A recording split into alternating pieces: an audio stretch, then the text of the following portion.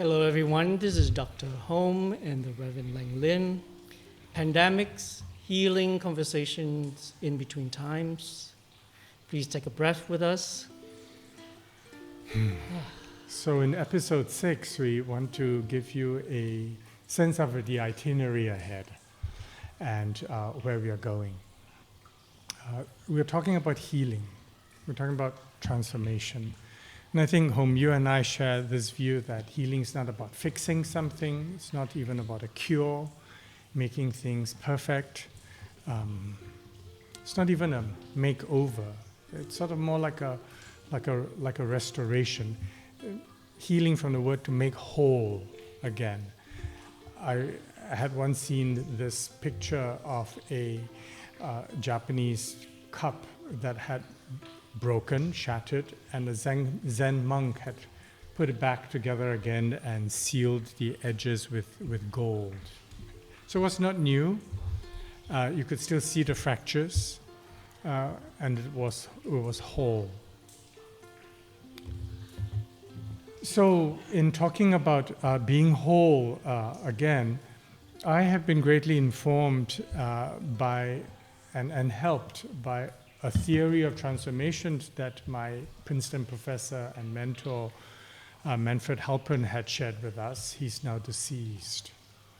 And in this theory of transformation, it's not the theory of transformation. He was very clear about it. A theory. It invited us to participate in using it and thinking about it. So we're inviting you to participate with us. In his theory, he really thought of transformation as a drama, not a destination, not as utopia, not as a place to get to and then everything is fine and tidied up with a bow, but that it was, in a sense, continually unfolding. But the point about dramas is, don't get stuck in an act, don't get stuck in an episode, don't get stuck in a particular, role that you might play, and keep on hanging to it. It's sort of like watching a rerun again and again, and not really knowing it's a drama that has acts to it, and you can bring fuller and fuller aspects of yourself to it in order to participate with the cosmos, as it were, in transformation and with each other. Yeah? Mm-hmm. So I'm hearing the word dramas, as in the dramas of life, the unfolding of life, the play of life. The play of life. We are part of that play.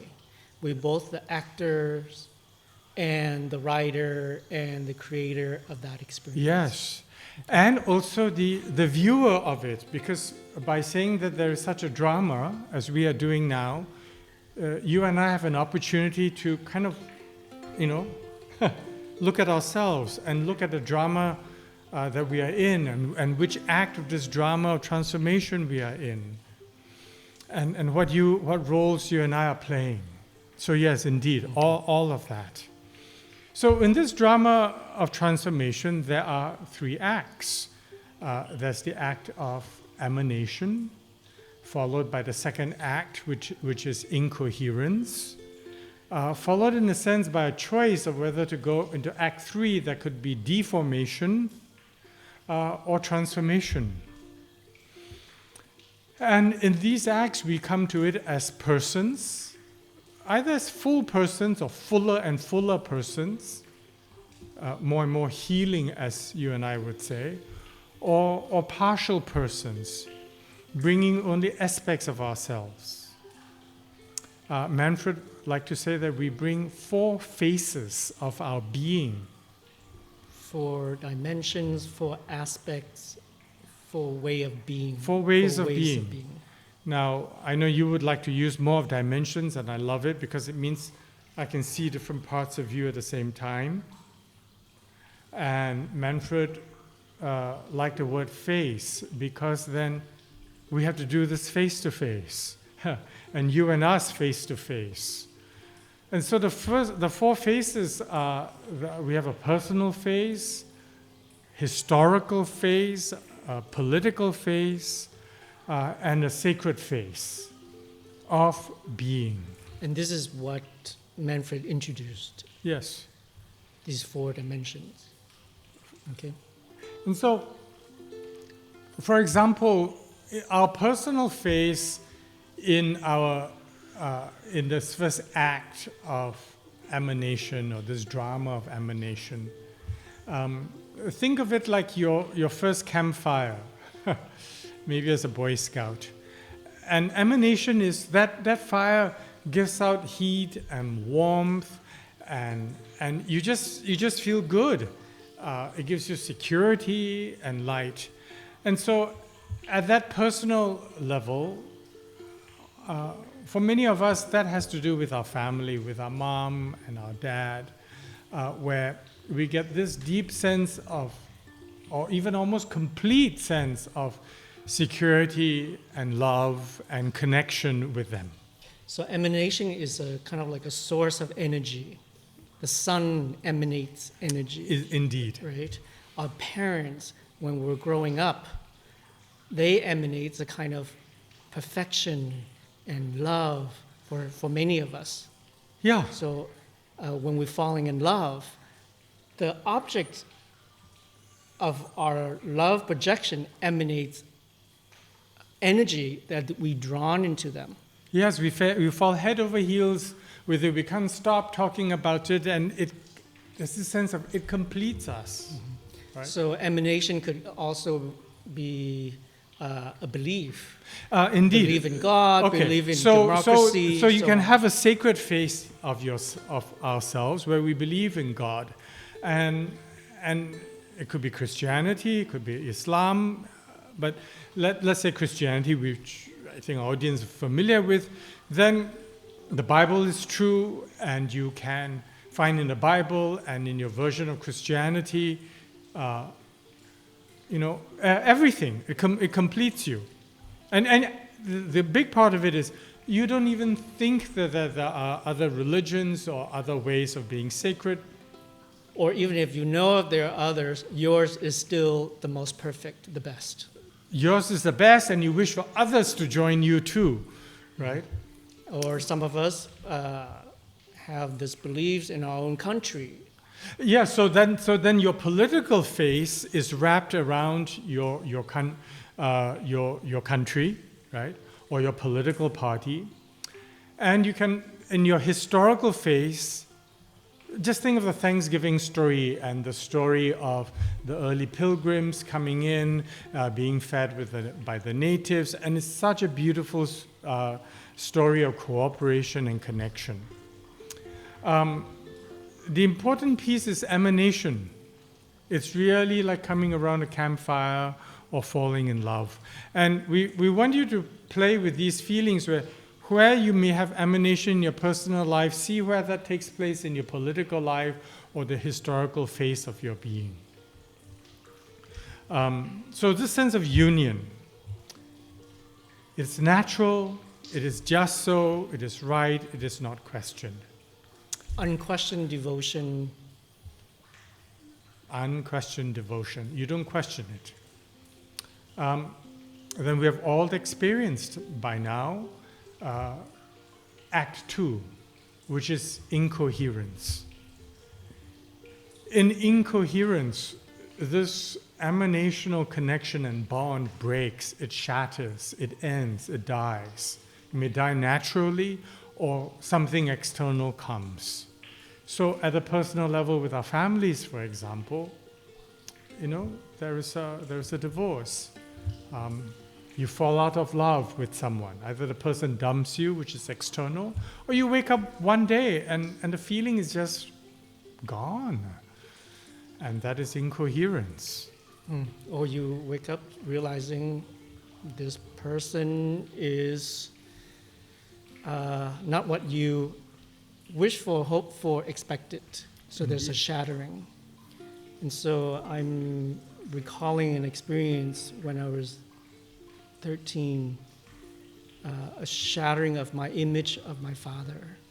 I grew up with the image of my father being perfect. Mm. He's smart, he's wise, he's good looking, he's well educated, he's a doctor, he's an army leader, all of that, right? And he's loving. And then when I turned 13, I remember the experience sitting in the car, and he told me that he had a girlfriend, and that I experienced that as a betrayal. He cheated. And so I remember the thought passed through my mind in slow motion. I thought, I'm going to open this door, I'm going to jump out while he was driving. That was so shattering. So I'm just recalling this particular experience, how painful that is. Yes. And so for years, I sit in this incoherent relationship with my father. Ah, yes. Where to place him in your life and what do you do with him?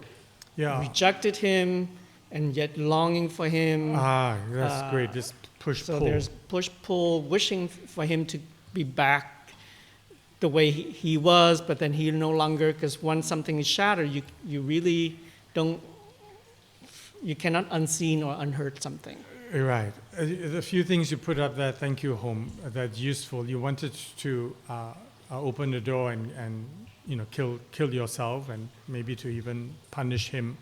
And that's actually already thinking about Act 3, deformation. But within, which we'll come to, but within this incoherence is a shattering. And in this shattering or the ending of the emanational bonds, we can do different things. You end up having this push-pull. That's one dynamic. The other part is trying to see if he can really be the old father again. You're trying to go back to make this thing happen. And we call it, taking this emanational shard and try to restore it, this fragment. Like hanging on to the old image for dear life, hoping, Indeed. Wishing that we could go back there, but the loss of innocence already happened. So in incoherence, right, you can think of that happening to you religiously, historically. The first time you might have heard that the Thanksgiving story had the other side to it, which is that the natives were then slaughtered by these pilgrim fathers, imagining how hard it was. Now then, what did you do when you heard that story? One possible response is you compartmentalized. You just put that away. And you celebrated Thanksgiving thinking of the good stuff, and the bad stuff you compartmentalized. So it's a psychological split that happened when one discovers one's beliefs no longer true. So it's a disillusionment. The meaning that was no longer makes sense. Yes. You can't also just simply ignore and run your life. And one of the things Manfred says is that when you think of human beings today, collectively in our own lives, we are all of us personally, collectively in this drama, Act 2 of incoherence. We're running, we're doing work, we're achieving, we don't even very much think about meaning anymore. So I'm thinking with my relationship, with our relationship with the United States of America, and I think for many, I used to have this belief of America being a place, heaven on earth, and that it's a perfect country. Yeah, when you were in refugee camp, a real strong national source that inspired you, gave you meaning, gave you sustenance. And that I bought into the American dreams, I bought into American be exceptional, and I have benefited from the goodness of America. So I cannot deny that part. And I'm also awakening to the awareness, and I'm sure so many people, that wow, there's this dark shadow of a history Yes. that continue to manifest, the trauma that manifests itself since George Floyd and before that, but you know,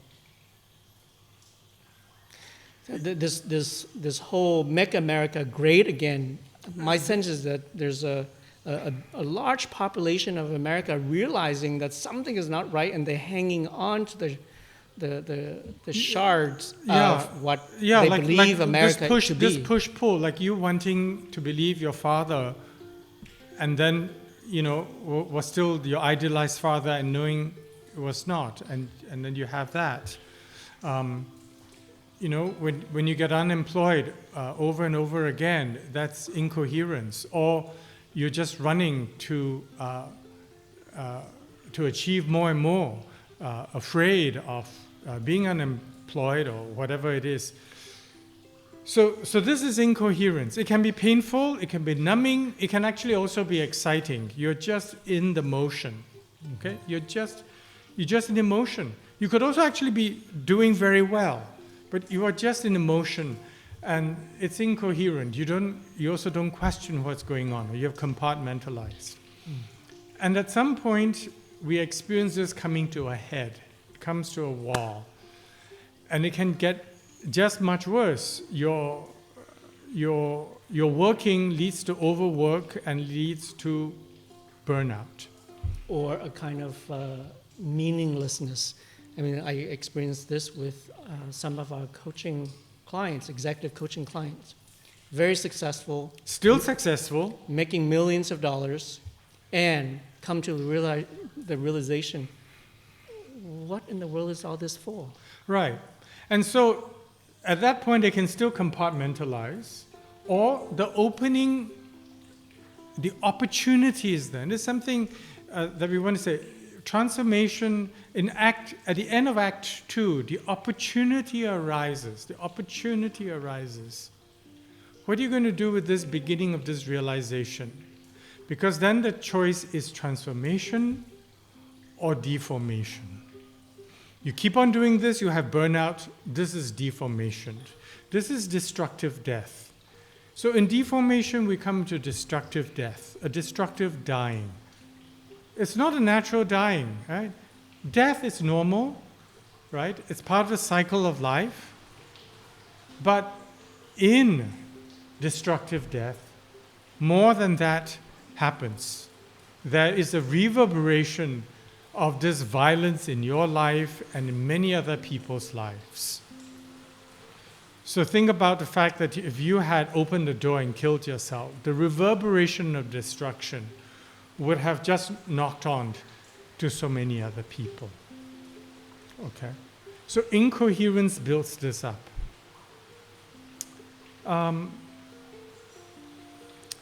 So, incoherence. Then the third act, a possibility of deformation. Yeah. So that's one path. And then the other path is transformation. And so how do we get into transformation? It's then the question of, first, Manfred says, we empty ourselves out. There's an emptying in order to let the new arise. And we have more access to the different phases of our being. Mm-hmm. More and more to reach into our personal and political and sacred and historical phases. In deformation, you can cling on to one shard, and you have less and less access to one part of you, including denying altogether that you can see the kind of religious deformation where all that there is, for example, Jesus is coming back again. And this is all that now matters. And nothing else matters. And other people don't matter. But in transformation, we empty ourselves. In some sense, you let go at some point of hoping and thinking about your dad. Or at some point, seek out therapy to understand my own relationship with my father, and then how do I individuate from that relationship so that I become my own man. I'm no longer projecting power or beauty or perfection to him, but actually cultivate it in myself. Right. And so my sense is that, oh, by the way, I'm just aware of the rain. So if you hear some background That's sound, the rain falling. beautiful rain. Please take a breath with me.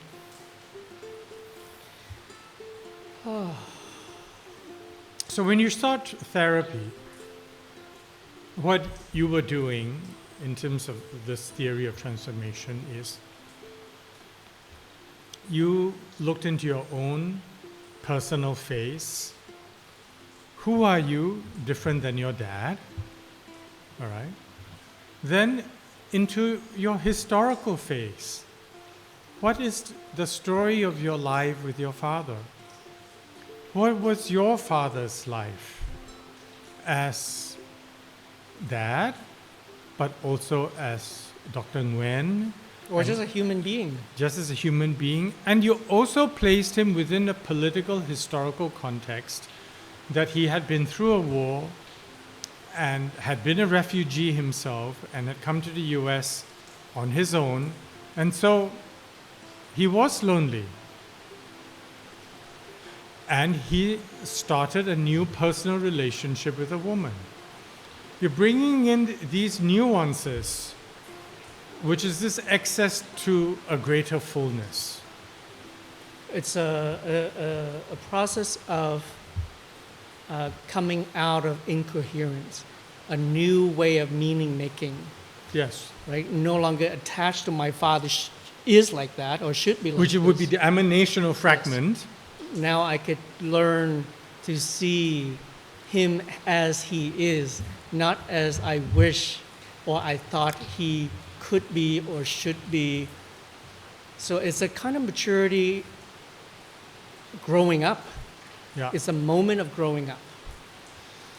I so appreciate you bringing this phrase to see things as it is.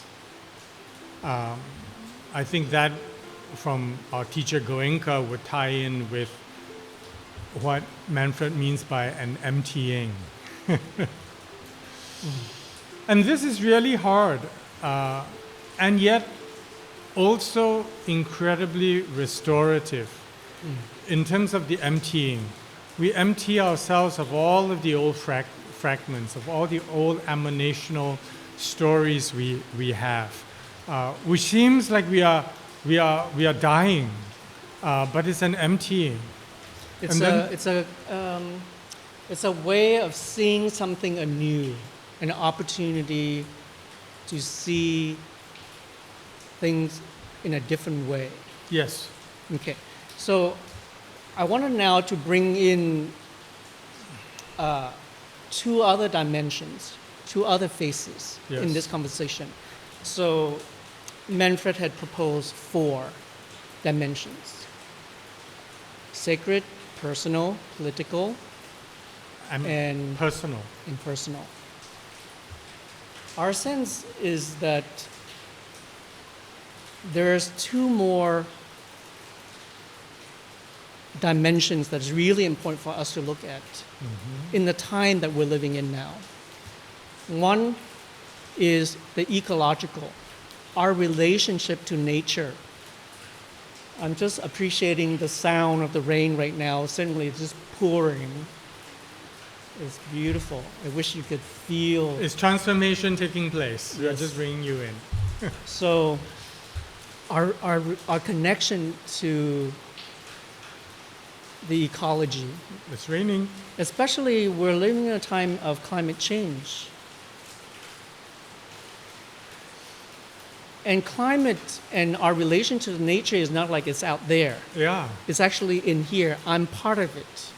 So perhaps in the past, an emanational relation with nature is that nature, earth will give and give and give forever, and I can just take. And No, not quite. I would say you're part of nature and you're one, and you don't even think of this difference.